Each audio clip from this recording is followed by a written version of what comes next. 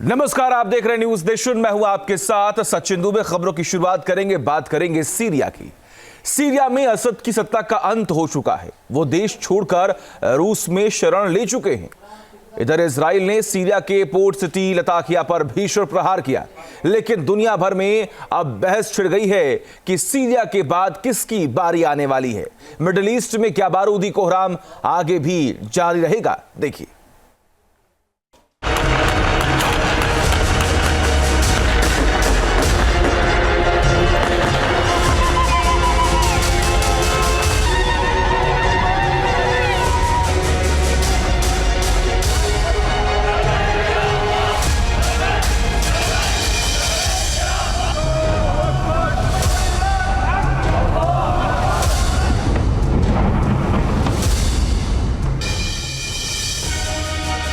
Syria में असद के 24 साल के खूनी अध्याय का खात्मा हो गया है।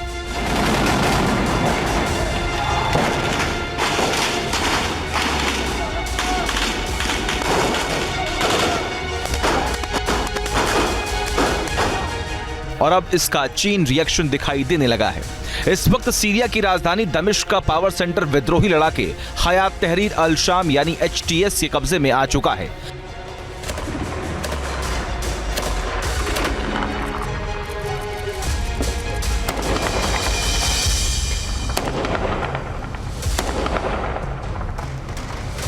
दमिश्क की सड़कों पर जश्न मनाया जा रहा है।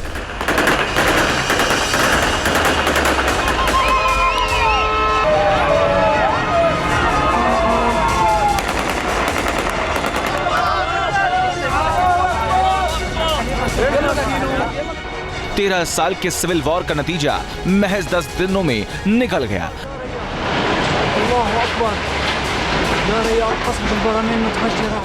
अब दुनिया को इंतजार है कि असद के बाद किसका नंबर आने वाला है।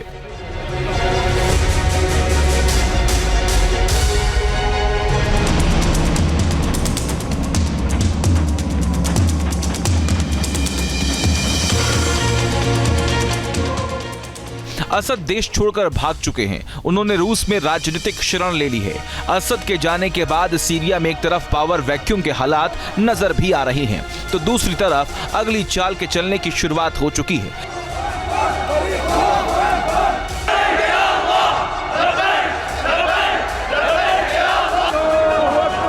लेकिन पहले फ्लैशबैक में जाकर 16 साल पुरानी इन तस्वीरों को देख लीजिए और इन तस्वीरों में मौजूद मिडिल ईस्ट को लेकर एक तानाशाह की भविष्यवाणी की याद ताजा कर लीजिए।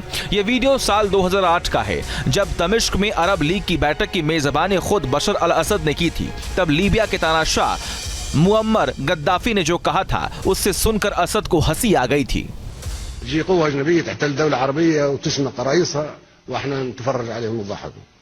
وليش من حقه في شنق صدام حسين؟ كيف يصير حرب يشنق ورئيس دولة عربية عضو في الجامعة العربية؟ لما تكلموا عن سياسة صدام حسين والخلافة معاه السياسيين، ممكن كلنا مختلفين سياسيين معاه، مختلفين حتى مع بعضنا نحن الآن. ما في حاجة تجمعنا أبدا إلا القاعة هذه.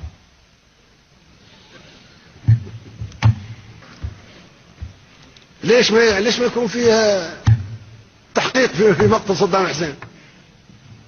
قيادة عربية بالكامل تقتل تشنق في المشانق مع تفرج، لماذا؟ ممكن الدور جاي عليكم كلكم. نعم. साल 2008 में गद्दाफी ने जब अरब लीग के नेताओं को कहा था अगला नंबर आप में से किसी का भी हो सकता है, तब उससे ठीक 3 साल 2011 में गद्दाफी के खिलाफ लीबिया में विद्रोह का बिगुल फूंक दिया गया था। गद्दाफी का तख्ता पलट हो गया था। राजधानी त्रिपोली में विद्रोहियों ने गद्दाफी के महल में घुसकर लूटपाट मचा दी थी। उस विद्रोह के करीब 6 महीने के अंदर गद्दाफी को उसके ही गढ़ सिरते में मार डाला गया था।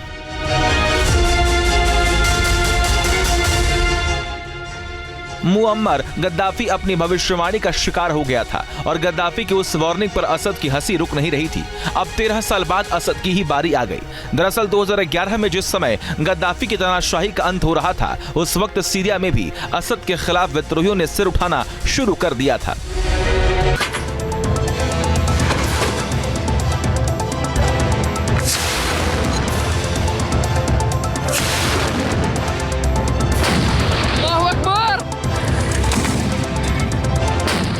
पिछले महीने असद के खिलाफ जंग लड़ रहे विद्रोहियों ने असद की सेना के ऊपर पहले 1 दिसंबर को अलेप्पो में रणनीतिक बढ़त हासिल करनी शुरू की। उसके बाद अगले 10 दिनों के अंदर इदलिबा और दरा शहर होते हुए हमा और होम्स के रास्ते दमिश्क पर कब्जा कर लिया। विद्रोहियों ने इस बार बिजली की तेजी से हमला किया, जिसके बाद असद को संभलने का मौका नहीं दिया। दरअसल असद की पीठ पर ईरान का हाथ रहा है, लेकिन इजराइल से उलझना ईरान विद्रोहियों के इस हमले के सामने असद के लिए कुछ नहीं कर सका। इसीलिए दमिश्क को अपनी जद में लेने के बाद जब विद्रोही गुट HTS के कमांडर उम्याद मस्जिद के सामने विक्ट्री स्पीच दी, तब उसने असद के देश छोड़कर भाग जाने के पीछे अपने समर्थकों को ईरान का मकसद समझाने की कोशिश की। उसने कहा, असद ने सीरिया में ईरानियों के लालच को पनपने का मौका दे दिया है। जुलानी का मैसेज साफ था, सीरिया में ईरान का खेल खत्म हो चुका है।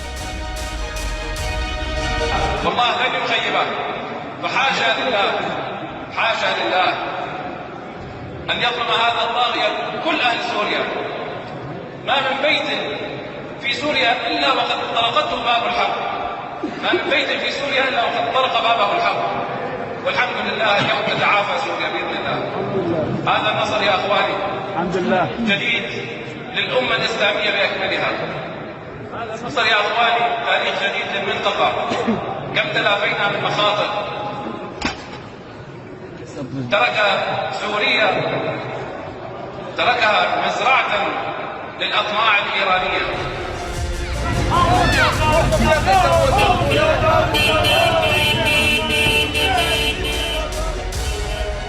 यह खुला रहस्य है कि सीरिया में असद की सत्ता को बनाए रखने में ईरान के प्रॉक्सी संगठन हिजबुल्ला की बड़ी भूमिका है। लेकिन इजराइल के हाथों मात खाने की कगार पर पहुंच चुके हिजबुल्ला को अपने ही वजूद का खतरा सता रहा है।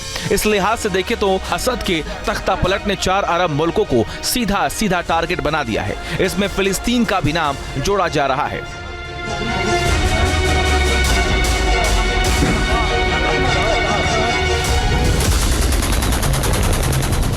सीरिया जैसे हालात से मिडिल ईस्ट पहले भी जूझ चुका है और अब कभी ऐसा हुआ, कई मुल्कों के तानाशाह उस आग में झुलसे हैं। देशों का अस्तित्व तो खत्म नहीं होता, लेकिन सत्ता की हनक खत्म होती है और फिर उस मुल्क में भयंकर उथल पुथल शुरू हो जाती है।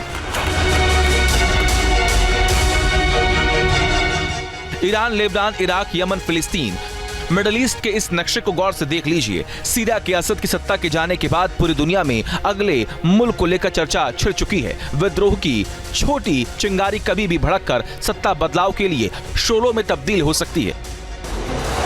लेबनान में हिजबुल्ला, यमन में हूती विद्रोहियों और फिलिस्तीन में हमास ईरान समर्थित एक्सिस ऑफ रेजिस्टेंस यानी प्रतिरोध की धुरी का हिस्सा है, जिसका मकसद मिडिल ईस्ट में इजराइल को नक्शे से मिटा देना और अमेरिका के हाथ पांव बांध देना।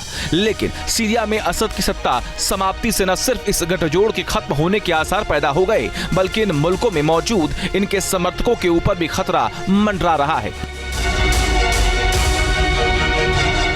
Team news nation. News nation अब व्हाट्सएप पर खबरों की ताजा अपडेट के लिए न्यूज नेशन के इस QR कोड को स्कैन करें।